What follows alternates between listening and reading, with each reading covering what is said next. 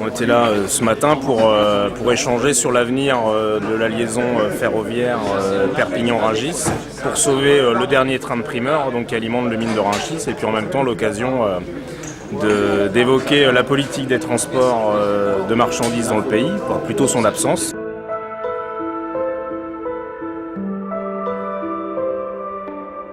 Et donc forcément, s'il n'y a plus les trains, c'est 60 à 80 camions par jour. En plus.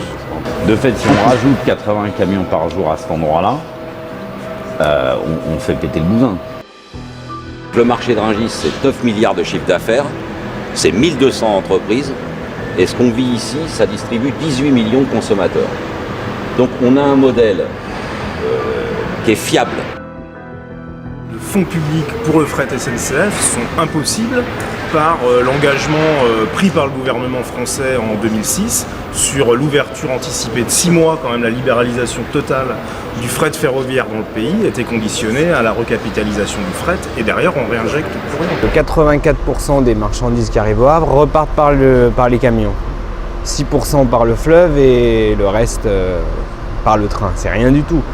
La proposition qu'on porte pour le fret, c'est que la France investisse 2 milliards d'euros en France pour redévelopper le fret, repartir sur du wagon isolé, faire les investissements qu'il faut.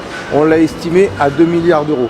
Et à l'échelle de l'Union européenne, on l'a estimé à 30 milliards d'euros pour relancer la part fret dans le transport des marchandises à l'échelle de l'Union européenne, financée ou directement par la BCE.